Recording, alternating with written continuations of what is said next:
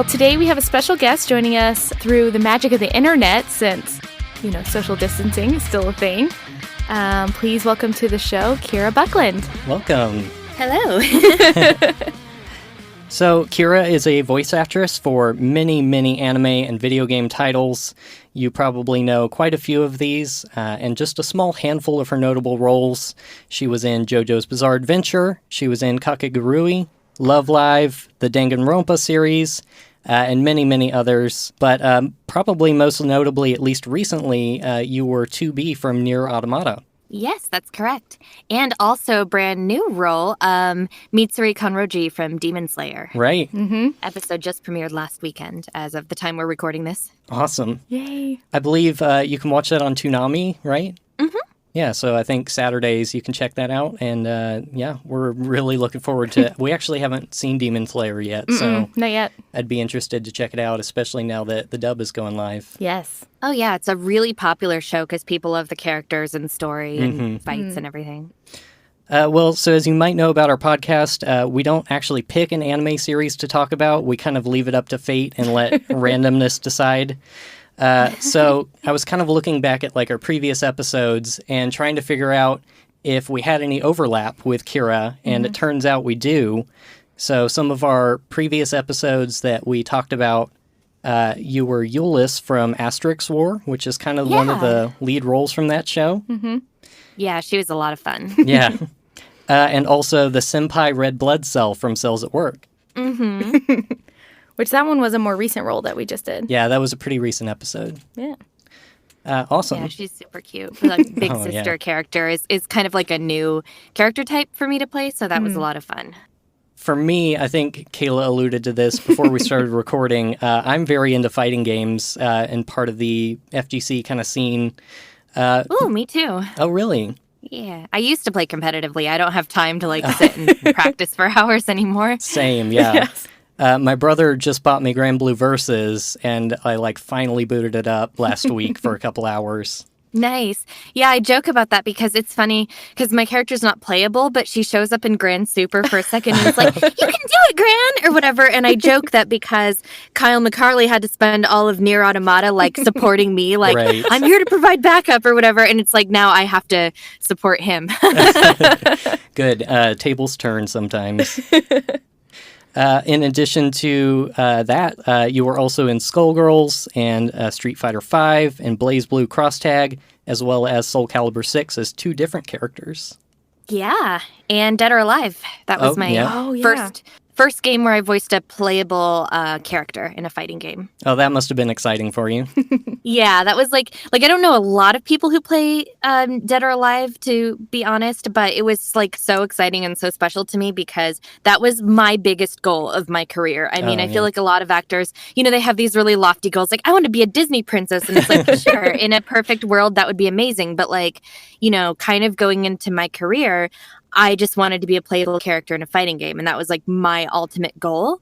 And one of the things that inspired me to voice act early on was when I went to a friend's house in high school and they were playing Soul Calibur II, and I was trying to imitate the voices and stuff. I'm sure it was very annoying in retrospect, but then if you had told me that years and years later I would be playing two characters in a Soul Calibur game, I couldn't even imagine that, Yeah, for sure. So how did that transition go for you from going from a fan and playing a lot of these games into turning this into a career? Well, it took a really long time for me because I lived in Alaska for most of my life and I grew up there. And obviously, if you want to do most voice work, you have to be in LA or Texas or, Right. Some kind of place where they do a lot of the work.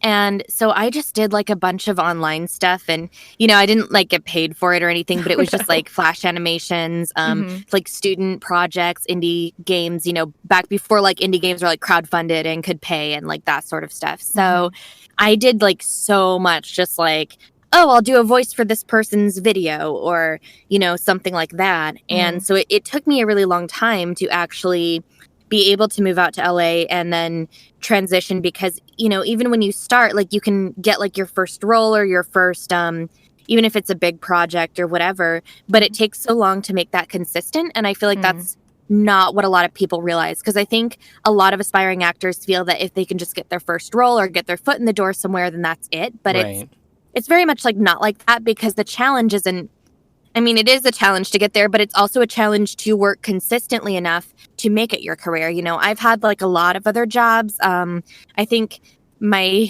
favorite and most recent of the jobs that I had before I was able to be a full-time actor was working at a kitten nursery. Oh, awesome.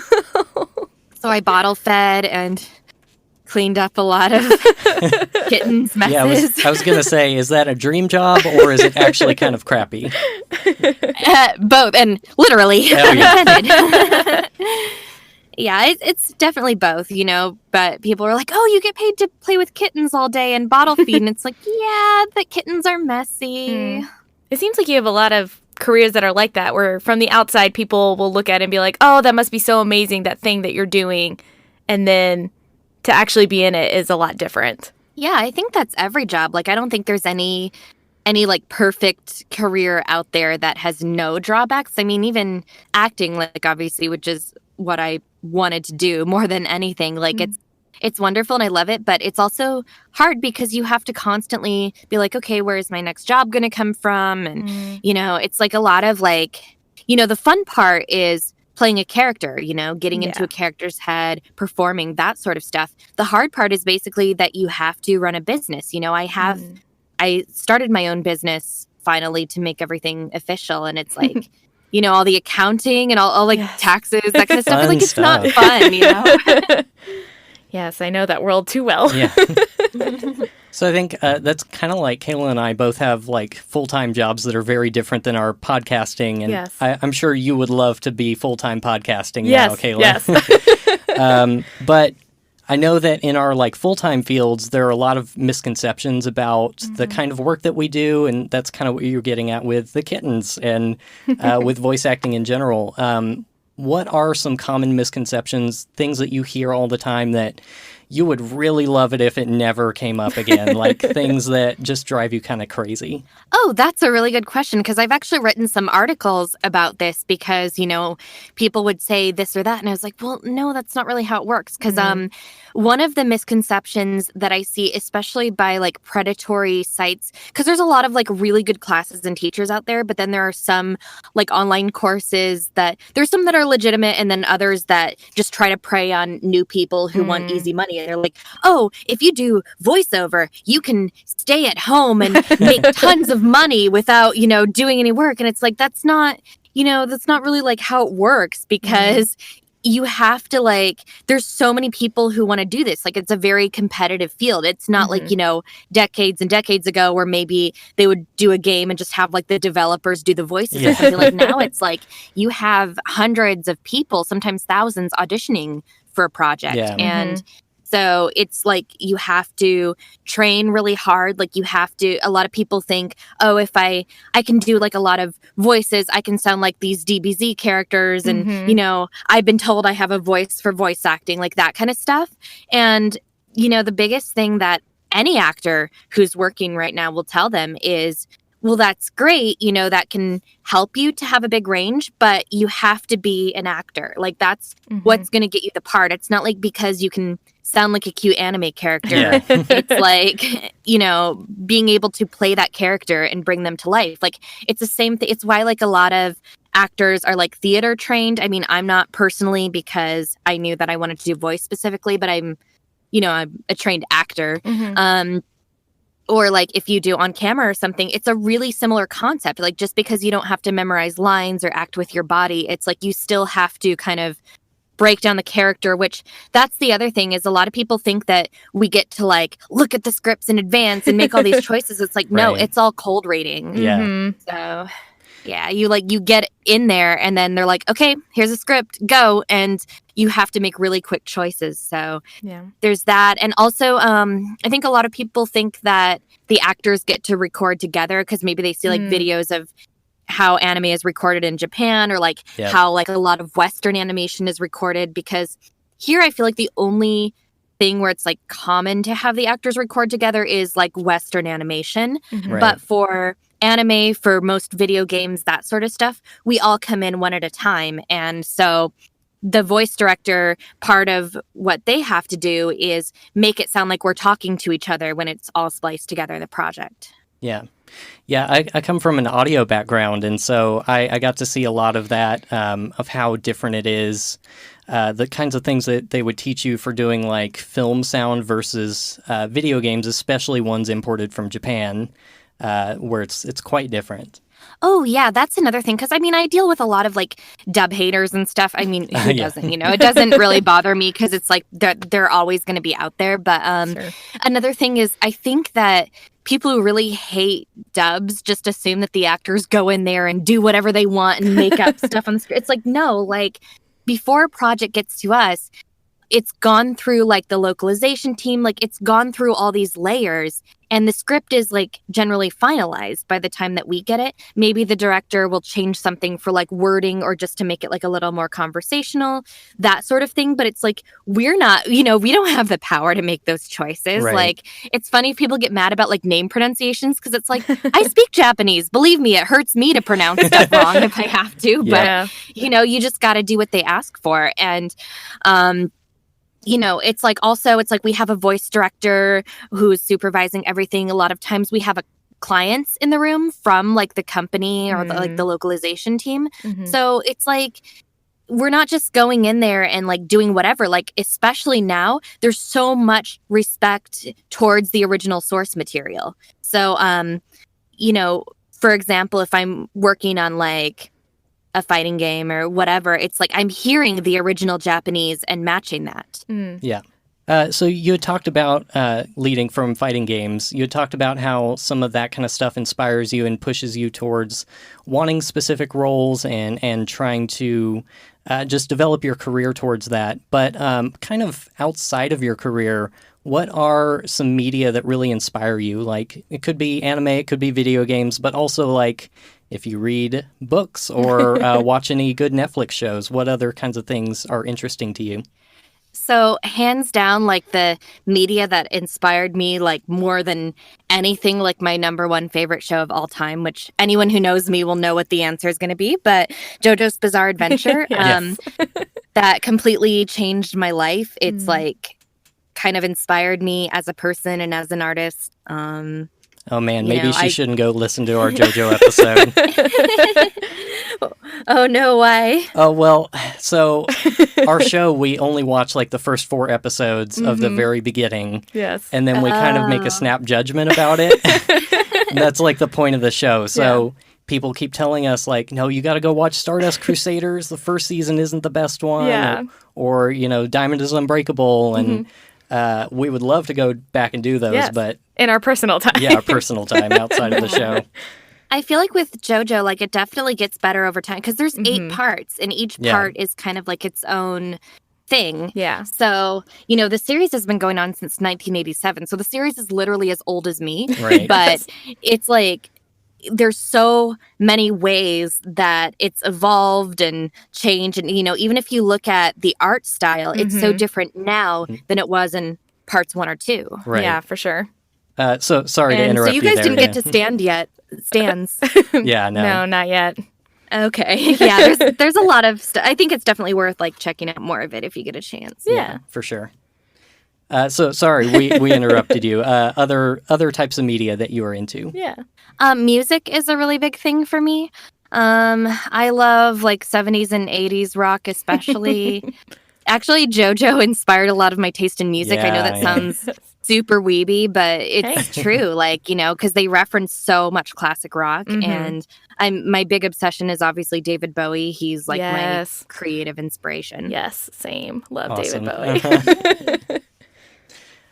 Cool. Well, so if our listeners are coming from the future where there is not a pandemic going on, I guess it's worth explaining that, like, right now we're going through the COVID-19 stuff, and so a lot of people are staying at home, probably a lot more people watching anime and playing video games, and things are just kind of really different in the world at the moment. So with you being kind of locked into your current position, first of all, what are some activities maybe related to your hobbies or new things you've discovered that are trying to help you keep sane and keep going in our environment?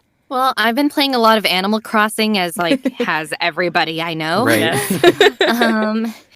And, just spending time with my cats. They appreciate having humans home more often and stuff. I think the biggest thing work-wise is I'm just trying to, I have a pretty good home recording space, but I'm trying to upgrade it even more because, I need to get Source Connect up and working and all that kind of stuff because I want to be able to keep working while all this is happening. Yeah. Yeah. Yeah, I had seen that Crunchyroll, I think, just shut down their simuldub schedule, and Funimation had done that previously. And a lot of dub schedules are kind of crazy right now, but they're trying to open it up to home recordings if voice actors are capable. Yeah, and I think that's what's going to be the hardest thing for a lot of actors because I do a lot of indie games and that sort of thing from home. I have a full booth, I have a pretty good space at home, but some actors don't, they have something that's good enough for auditions, but if they always go in to record, then it's they didn't really have the need to have one. So now everybody's I got to get a home recording space so I can keep working.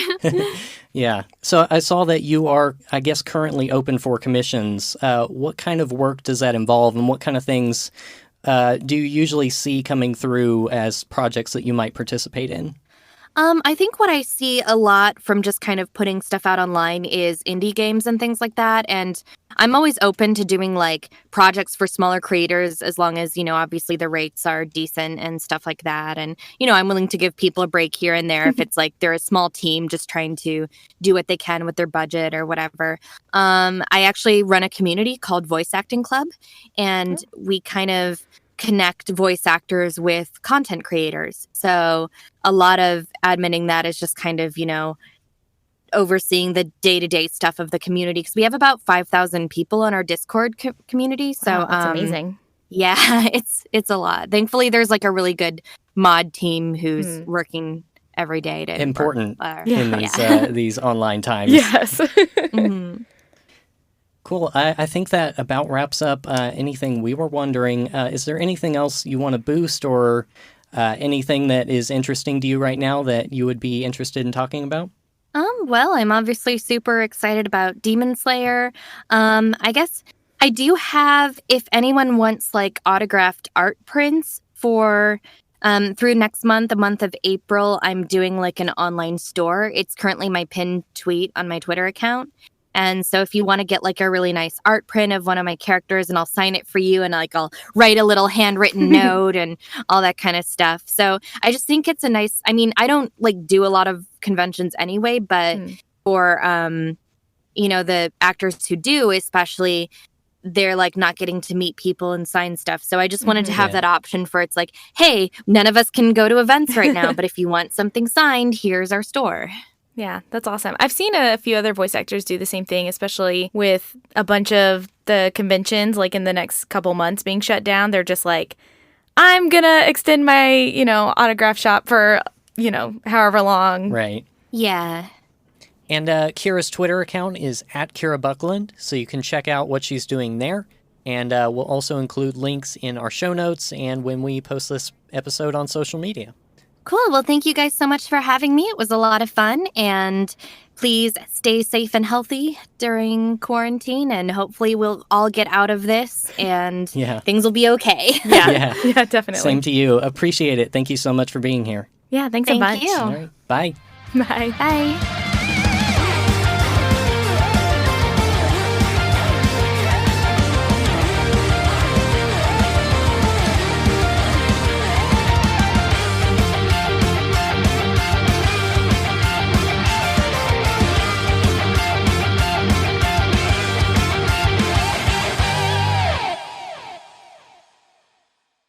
Hello?